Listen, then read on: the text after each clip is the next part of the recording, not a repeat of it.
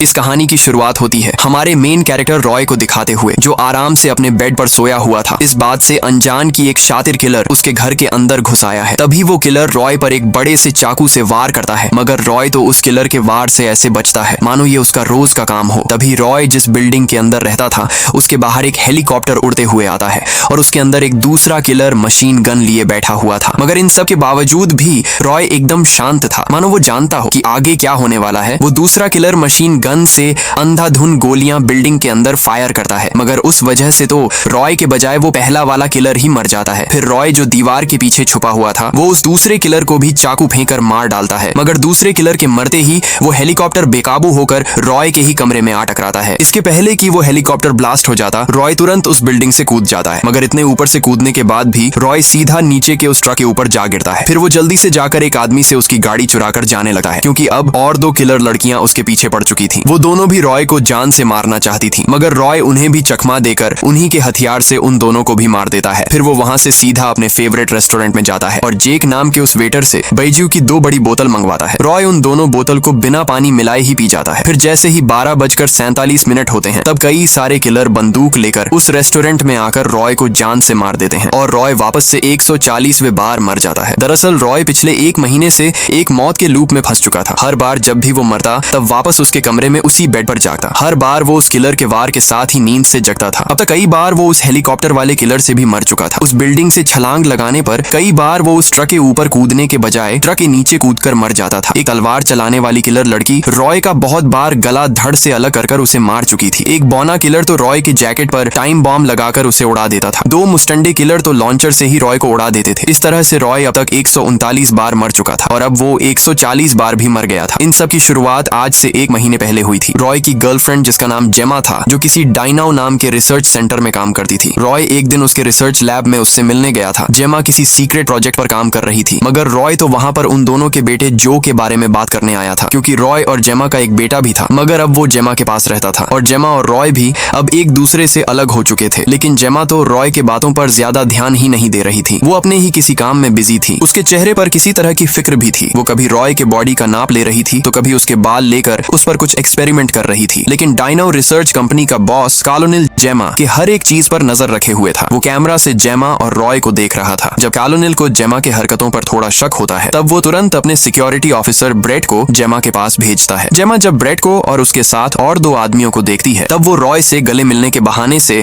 उसे वहां से चले जाने के लिए कहती है, लेकिन वो जाने से पहले उसके कान में ओसाइरिस नाम का एक वर्ड कहती है। रॉय को उस वर्ड का मतलब उस वक्त समझ नहीं आता, मगर आगे चलकर वो वर्ड रॉय के बहुत काम आने वाला था। फिर उसी रात जब रॉय किसी पब के अंदर पार्टी कर रहा था तब उसे वापस से जेमा की कॉल आती है, जो आधी रात में भी उसी लैब में कुछ काम कर रही थी। जेमा ने रॉय को कुछ राज की बात बताने के लिए कॉल किया होता है, मगर इधर कॉलोनिल जो उस पर नजर रखे हुए था वो जेमा के रॉय को कुछ बताने से पहले ही नेटवर्क कट कर देता है। उस दिन के बाद से रॉय को कभी जेमा के बारे में पता नहीं चला था, क्योंकि जिस रात उसे जेमा का कॉल आया था उसी रात से रॉय इस मौत के लूप में फंस चुका था और कभी भी 12:47 के आगे वो जिंदा नहीं रह पाया था। रॉय जो अब तक 140 बार मर चुका था, अब वो जब 141वें बार जन्म लेता है तब उसे जेमा की वही बात याद आती है जो जेमा ने उसके कान में कही थी, वही ओसाइरिस वर्ड। जेमा ने इस मौत के लूप में फंसने से पहले रॉय को एक बर्थडे गिफ्ट दिया था और वो एक किताब थी जिस पर ओसाइरिस कर ही लिखा होता है, मगर उस किताब को देखने के चक्कर में वो भूल जाता है कि वो दूसरा किलर हेलीकॉप्टर में बैठकर मशीन गन के साथ वहां आ चुका है, जिस वजह से रॉय अब 141वें बार भी मर जाता है। अगले चांस में वो उस हेलीकॉप्टर वाले किलर से बचकर हर बार की तरह एक आदमी से गाड़ी को लूट कर जाने लगता है और वो गाड़ी चलाते हुए वो किताब पढ़ने की कोशिश कर रहा था। उस चक्कर में वो वापस भूल जाता है कि वो बहुत बार उसी गाड़ी में बस से टकराकर मर चुका है। वो वापस से बस से टकराकर 142वें बार भी मर जाता है। अगले चांस में वो सबसे पहले हेलीकॉप्टर किलर से बचता है और पिछली बार की तरह वो इस बार गाड़ी चलाते हुए उस किताब को पढ़ने के बजाय गाड़ी चलाने पर फोकस करता है, जिस वजह से वो उस बस से भी बच जाता है। मगर उसे बीच रास्ते में भूख लग जाती है, जिस वजह से वो एक रेस्टोरेंट के बाहर कुछ खाने के लिए रुकता है। मगर जब वो पहला कॉर लेने ही वाला होता है कि पीछे से एक लोहे का भारी तीर आकर उसके सीने के आर पार हो जाता है, जो कि वापस से किसी किलर का काम था। रॉय ने आज से पहले कभी उस किलर को नहीं देखा था। वो किलर बेरहमी से उसी हालत में खींचते हुए रॉय को ले जाता। अब रॉय 143वें बार भी मर जाता। 144वें बारी में रॉय अपने पिछली सारी गलतियों से सीखकर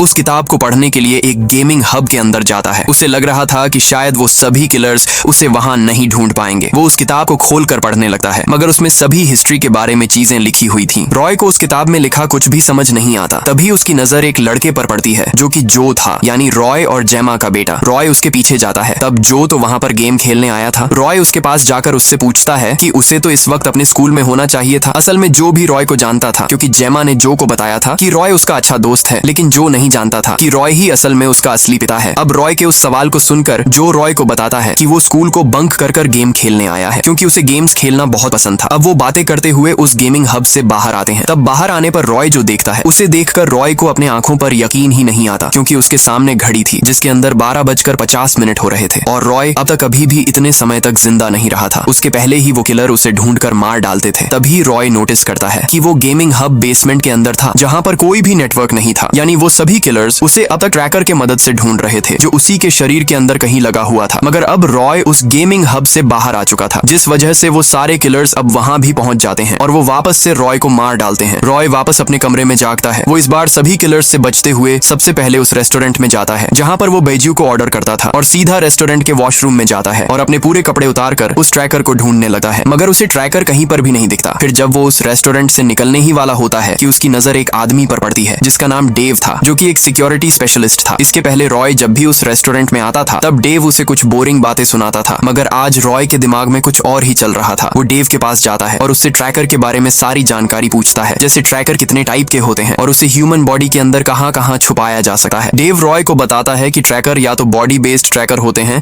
या फिर इम्प्लांटेबल डिवाइस ट्रैकर होते हैं। रॉय वापस उससे पूछता है कि इन दोनों में से कौन सा ट्रैकर ऐसा है जिसे लगाने पर जिस इंसान के अंदर लगाया हुआ है उसे पता भी ना चले। डेव जवाब में इम्प्लांटेबल ट्रैकर कहता है। रॉय उससे वापस पूछता है कि उस ट्रैकर को कहां लगाया जाता है। तब डेव के जवाब से रॉय किसी ख्यालों में खो जाता है, क्योंकि उस ट्रैकर को दांत में लगाया जाता था और आज से कुछ दिनों पहले ही उसे किसी ने बेहोश कर उसके दांत के साथ कुछ किया था, जिसके बारे में रॉय को थोड़ा थोड़ा याद था। अब रॉय वापस से वॉशरूम में जाकर अपने एक एक दांत तोड़कर डेव को दिखाने लगता है, क्योंकि ट्रैकर आखिर कौन से दांत में छुपाया हुआ है ये बात उसे पता नहीं होती। तभी एक दांत को देखने पर डेव रॉय को उस दांत को तोड़कर देखने के लिए कहता है और रॉय जब उस दांत को तोड़ता है तब उसमें सच में एक ट्रैकर छुपाया हुआ था। मगर अब उसी वक्त एक किलर उस वॉशरूम में आ जाता है, क्योंकि घड़ी में वापस 12:47 हो चुके थे। लेकिन अब रॉय जान चुका था कि वो ट्रैकर किस दांत में और किस डेंटिस्ट ने लगाया था। अगले चांस में यानी 145वें बारी में उठते ही रॉय उस पहले किलर को मारकर उसके साथ वाली उस लड़की को पकड़कर उस ट्रैकर के बारे में पूछता है, क्योंकि वो लड़की ही असल में रॉय के दांत में उस ट्रैकर को डालने वाली डेंटिस्ट थी। रॉय से डरकर वो लड़की उसे वो ट्रैकर लगवाने वाले का नाम बता देती है, जो कि ब्रेट ही था, वही डीनो रिसर्च सेंटर वाला सिक्योरिटी ऑफिसर। अब रॉय वापस उसी रेस्टोरेंट में जाकर सबसे पहले उस ट्रैकर वाले दांत को निकालता है और उसी ट्रैकर से उन सभी किलर्स को अपने जाल में फंसाकर एक एक कर सभी को जान से मार देता है। फिर वो सीधा डीनो रिसर्च सेंटर के बाहर गाड़ी लेकर पहुंच जाता है। उसका प्लान था कि उस गाड़ी से दीवार तोड़कर सीधा अंदर घुसकर ब्रेट को मार डालना, मगर दीवार कुछ ज्यादा ही मजबूत होती है, जिस वजह से रॉय वापस से मर जाता है। अब 146वीं बारी थी। रॉय इस बार गाड़ी को सीधा उस दीवार से उड़ाकर अंदर ले जाता है, मगर अंदर जाते ही गार्ड्स तुरंत उस पर गोलियां चलाने लगते हैं। लेकिन रॉय तो उस गाड़ी में था ही नहीं, ये तो बस उसका गार्ड्स को फंसाने का प्लान था। मगर वो वापस से ब्रेट के जाल में फंस जाता है और 146वें बार भी मर जाता है। फिर अगले चांस में रॉय थोड़ा दिमाग लगाता है। दरअसल जितने भी किलर रॉय को मारने उसके पीछे पड़े थे, उनमें से एक किलर बिल्कुल रॉय के ही तरह दिखता था और अब रॉय उसी किलर का भेस लेकर उस डायनो रिसर्च सेंटर के अंदर जाने वाला था। फिर जब रॉय का हमशक्ल बाहर आता है तब मौके का फायदा देकर रॉय तुरंत उसे मारकर उसकी जगह ले लेता है। वो दोनों दिखने में बिल्कुल एक ही तरह के थे, जिस वजह से अंदर जाने पर कोई भी रॉय को पहचान नहीं पाता। रॉय सीधा लिफ्ट के अंदर घुस जाता है। लिफ्ट के अंदर पहले से ही एक आदमी मौजूद होता है, मगर उस डायनो रिसर्च सेंटर की सिक्योरिटी इतनी टाइट थी कि हर किसी को लिफ्ट से ऊपर जाने से पहले अपने कार्ड को स्कैन करना पड़ता था। मगर रॉय जब उसके कार्ड को स्कैन करता है तब उस मशीन में रेड लाइट जलने लगती है, जिसके बाद वो आदमी तुरंत रॉय को पहचान लेता है और रॉय का एक और चांस खत्म हो जाता है, क्योंकि वो आदमी रॉय को मार देता है। अगले चांस में रॉय उस लिफ्ट वाले आदमी को तो मार देता है, मगर वो इस बात से अनजान था कि उस लिफ्ट में तो कैमरा लगा हुआ है, जिस वजह से उसके लिफ्ट से बाहर आते ही ब्रेट और बाकी गार्ड्स मिलकर उसे मार देते हैं। अब अपने 2 चांस उस लिफ्ट में गंवाने के बाद रॉय आखिरकार एक हॉल के अंदर आ पहुंचता है, मगर वहां पर भी उसका वही तलवार वाली किलर इंतजार कर रही थी, जिसने कई बार रॉय का सर धड़ से अलग किया था। मगर इस बार रॉय के हाथ में बंदूक थी। रॉय पूरे कॉन्फिडेंट में बंदूक को उस किलर के ऊपर तानता है, मगर उस बंदूक में तो गोलियां ही नहीं होती और वो किलर वापस से रॉय को मार देती है। इसी तरह रॉय कई बार उस किलर को मारने की कोशिश करता है, मगर वो किलर कुछ ज्यादा ही तेज थी। बिना बंदूक की एक भी गोली लगे वो बार बार रॉय को जान से मार देती है। इसी तरह रॉय अपने कई चांस उसी किलर से लड़ते हुए गवा देता है। एक बार जब वो किलर रॉय को मारती है तब रॉय पूरी तरह से जान से नहीं मरता, वो अभी भी जिंदा होता है। उसी वक्त वहाँ पर कॉलोनेल ब्रेट के साथ आता है और कॉलोनेल रॉय को अच्छे से जानता था कि वो जेमा का बॉयफ्रेंड है और रॉय को मरता देख वो रॉय को उस सीक्रेट प्रोजेक्ट के बारे में सारी चीजें बता देता है कि जेमा जिस मशीन पर काम कर रही थी असल में एक ओसाइरिस स्पिंडल नाम की मशीन थी जिससे कोई भी इंसान कभी मर ही नहीं सकता था और कॉलोनेल उस मशीन से पूरी दुनिया पर राज करना चाहता था। हालांकि उसे पता नहीं था कि जेमा ने उस दिन रॉय के बाल इस वजह से काटे थे क्योंकि जेमा ने उस ओसाइरिस स्पिंडल में रॉय का डीएनए डाल दिया था ताकि रॉय कॉलोनेल के उन बुरे इरादों को रोक सके। लेकिन रॉय को पता चलता है कि जेमा को कॉलोनेल ने मार दिया है जिस वजह से उसे बहुत बुरा लगा है और अब वो कॉलोनेल से बदला लेना चाहता था। मगर उसके पहले रॉय को उस तलवार वाली किलर से लड़ने का कोई रास्ता ढूंढना पड़ने वाला था। तभी रॉय को उस रेस्टोरेंट वाली उस औरत का ख्याल आता है। दरअसल जब भी रॉय उस रेस्टोरेंट में बैजियो पीने जाता था तब हर बार जेक नाम का वो वेटर रॉय को उस औरत के बारे में बताता था जो कि एक सोर्ड चैंपियन थी। अब रॉय सीधा उस रेस्टोरेंट में जाकर उस औरत के पास जाता है और उसे तलवार चलाना सिखाने के लिए कहता है। मगर वो औरत तो सिर्फ एक दिन के लिए उस शहर में आई थी लेकिन रॉय के लिए तो एक दिन भी बहुत था। वो इसी तरह उस औरत से तलवार चलाना सीखने लगता है और जैसे ही दिन खत्म होता तब रॉय वापस उन किलर्स के हाथों से मरकर अगले चांस में वापस उस औरत से मिलता और वापस तलवार चलाना सिखाने के लिए पूछता। इस तरह से अब कुछ दिन सीखने के बाद रॉय तलवार चलाने में महारत हासिल कर देता है। फिर वो वापस सभी गार्ड्स को मारकर उस तलवार वाली किलर के पास पहुंचता है मगर वो इस बात बंदूक के बजाय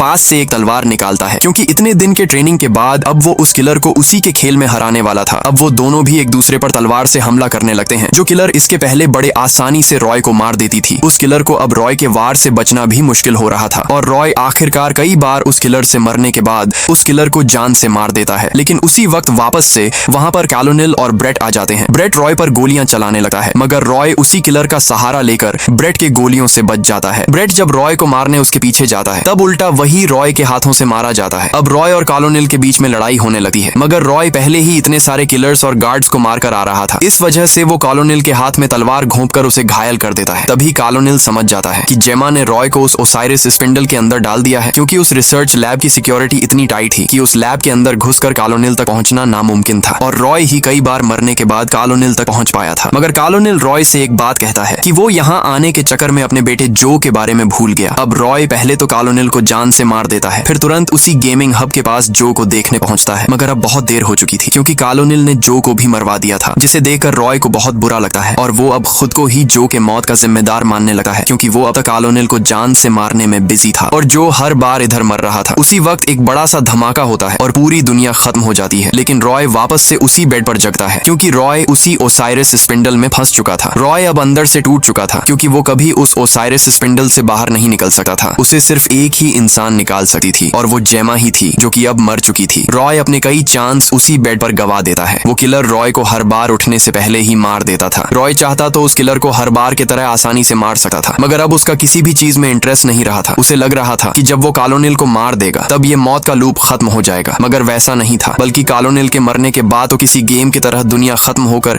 सारी चीजें रीसेट हो चुकी थी। खैर अब रॉय के पास एक ही ऑप्शन बचा था कि वो अपने बेटे जो के साथ हर रोज मिलकर कुछ अच्छे पल बिताए। रॉय उस गेमिंग हब में जाकर जो से मिलता है और उससे ढेर सारी बातें करता है, उसके साथ गेम्स खेलता है। जो को पता नहीं था कि रॉय ही उसका असली पिता है। फिर रॉय जो को लेकर किसी पार्क में जाता है और वो दोनों बातें कर रहे होते हैं। तभी बातों बातों में जो कहता है कि आज सुबह ही उसे मॉम की यानी जेमा की कॉल आई थी। रॉय को उस बात पर यकीन ही नहीं आता क्योंकि उसे लग रहा था कि जेमा मर चुकी है मगर उसने आज सुबह जो को कॉल किया था यानी वो अब तक जिंदा थी। अब रॉय को उस मौत के लूप से बाहर निकलने की एक उम्मीद दिखाई देती है लेकिन उसी वक्त वापस से पूरी दुनिया खत्म हो जाती है। यानी रॉय एक फिक्स समय के आगे जिंदा नहीं रह सकता था। जैसे ही वो समय आता था तो पूरी दुनिया खत्म होकर रॉय वापस से उस बेड पर जागता था। मगर रॉय के पास अब एक वजह थी कि वापस उस लैब में जाकर जेमा को ढूंढना। रॉय वापस से सभी गार्ड्स को मारकर कॉलोनेल के पास पहुंचता है और उसे गोलियां मारकर पहले अधमरा कर देता है। फिर वो उससे जेमा कहाँ है कर पूछता है। तब कॉलोनेल वही साइड की तरफ इशारा करता है क्योंकि वहां पर जेमा जमीन पर पड़ी हुई थी और वो अब मर चुकी थी। लेकिन रॉय जेमा के मौत के पहले की सीसीटीवी फुटेज देखता है। तब रॉय के उठने के बाद 14 मिनट्स तक जेमा जिंदा थी। यानी उसे उठते ही 14 मिनट्स में उस लैब में पहुंचकर